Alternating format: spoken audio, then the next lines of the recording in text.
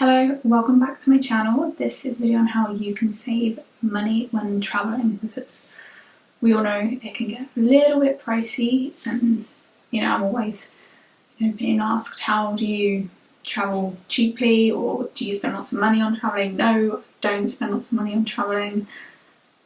I enjoy spending my money on traveling, but I try and do it as cheaply as possible. My first biggest tip, I've written it all down, so if I'm looking down there, that's what I'm looking at. But my first biggest tip is, when you're booking a holiday, don't book the first one you see. There are going to be hundreds of deals for the same hotel, for the same flight, for the same place. That'll probably be like half the price, literally half the price. So for example, you go onto a travel agent's website and there's a week in, this is an example, there's a week in Portugal and it's going to cost you 800 quid per person, right? And it's all inclusive, it's all fantastic, and you're just like, right, I'm just going to book it through them, I'm not going to go look anywhere else, I'm just going to go straight in. And later on, like the next day, you're like flicking through and you see the same hotel, the same flight, different company for like £500, and you've spent £300 you don't need to spend, or if it's a family, I guess, like way more money. So like my biggest deal would be shop around. Just don't look at the first place, don't just book it, don't just go in like, I really want this holiday, I've been waiting, I'm just going to book it, I'm going to be impatient. Don't be impatient, not worth it at all. Then my second tip would be, don't book through a travel agent. So here in the UK we have like travel agent companies that have shops, like in-store shops, and you will pay a premium for that. Like, you will spend more money in store than you will online. It's cheaper online. Even if you're booking through the same company, it is so much cheaper to go online. Don't book in store if you don't have to. Maybe go in store, talk to somebody, get some like brochures or something, and look at the pictures and get some advice, and then go home and book it online, or check in the shop to make sure it's not cheap online. And like on that point, like if I travel with like a travel company, always look for a discount code. There will always be a discount code online. Like search online like Thomas Cook travel discount, and there will be hundreds that come up, and it is so worth it because you always get something back. It's just definitely guarantee that. Third point is, well, I'm just going to repeat, kind of conscious of what I said, just don't,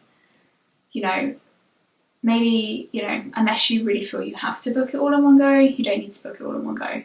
Like, there are companies like Expedia, Skyscanner, Kayak, where you can go on there, search all your flights, search a flight, and it just comes up with hundreds and hundreds of flights to the destination, like ranging from like 20 quid to like £1,000. And you sort of get a choice of who you travel with, you get timings, different airports, and it can literally like cut so much money out of your flight. So I live in the UK, as you've probably guessed, and most of you will know we have the Eurostar in Europe, and Eurostar used to be known for being really expensive, right? And so I'm going away right in the middle of the summer holidays, or right in the middle of when the kids are off school. It's the most expensive time of year to go away.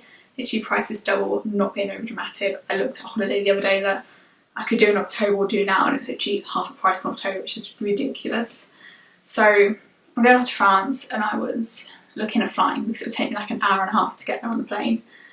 And it was just stupid amounts of money. I was looking at just, for a weekend break, a round trip to France, literally our neighbouring country, it was just stupid amounts of money.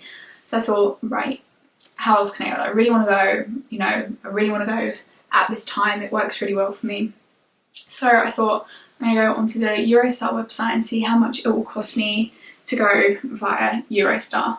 And it's literally cost me just over 100 quid in the Eurostar, which is still a bit pricey, but I think sometimes you've got to debate, like, yeah, if you fly, you're going to get there in an hour and a half. Like, jump on the train, you'll like save yourself a couple of 100 quid, and like that's a couple of 100 quid I can spend while I'm out there doing stuff. Next thing I've always done, my parents have always taught me to do, is travel light. Now, this day and age, unless you're travelling with like Emirates first class, like you have to pay for your checked baggage. Like, the last couple of years I've been away, all of our tickets have been non-checked baggage tickets, they're just plain travel. So you've got to take everything on the plane with you. It's my advice with it. And then I know a lot of people that take lots of baggage and are happy to pay extra for it, but the prices are extortionate. I've booked Australia to go at the end of the year, and originally, like, when I had it in my mind that I was going to go, I was like, I'm going to stay in hotels, like, it'll be really nice, it'll be, you know, like, super chilled, everything will be done for me. And then it, like, kind of hit me. I was like, hotels cost an absolute fortune. Like, I'm looking at, like, for, like, just a mediocre, decent hotel, 100 plus per night. And I was just like, no. And then second of all, I thought, actually, what do I get with my hotel? I get a bed, and that's it. Any food, I've got to go buy and eat out because you don't have a kitchen, you don't anything like that. And I was just like, look, it's not worth it. So, like, my advice would be either get an apartment where you have, like, self-catering facilities, or I guess like a chalet or cottage, depending on, like, where you're going. But, you know, somewhere with a kitchen, somewhere where you can store food, somewhere you can go out to the supermarket and just buy stuff yourself, so you can come home at the end of the day and make yourself dinner, but you've also got the option to eat out. Or, like, for me, like, I like to stay in hostels. Hostels are so cheap, like, it's just ridiculous. Can't even get my head around how cheap they are. You know, you're saving money because you're dorming with other people. They're still clean. They're not, you know, I think everyone has a vision. Like, when I talk to people about hostels, they're like, oh my god, that hostels, like, they're dirty. They're like, oh, they're skanky. And I'm like, no, they're not. Not allowed to be like that. They wouldn't have any business if they were like that. And, you know, you've got kitchen, you've got facilities, and I just think, you know, like, I can go to my hostel, I've got a cheap room, I've got a kitchen where I can prepare my own food, you know, so the amount of money I will save myself is just ridiculous. Not having to go out and eat out every lunchtime and every dinner time, you know, it will save me a fortune. That's just a bit of advice. Think about where you're staying and the facilities. And then my last bit of advice is, I mentioned I'm moving to Australia at the end of the year, and I remember looking at flights. I booked my flights back in, like, months ago, because it's, well, two reasons. It's cheap to book your flights early, especially with travelling somewhere like Australia. Australia is such an expensive place to travel to. So I decided to book early because you avoid, you know, paying extortionate fees for the last seat. It's never the last seat, but they would say the last seat, and you end up paying stupid amounts of money. And I booked a bundle deal, so I went on to I'm Flying with Qantas, and I went onto the Qantas website, and they do what they called a multi-city trip. So I can fly from London to Australia, and then I can fly to different places in Australia because I'm doing, like, a round trip, and then I can fly back. So thank you for watching my video. I hope you enjoyed it. It's sort of like my first, like, talk to the camera video on YouTube. I usually just make sort of travel videos, which also, on that point, I'm hoping the quality will start to improve now.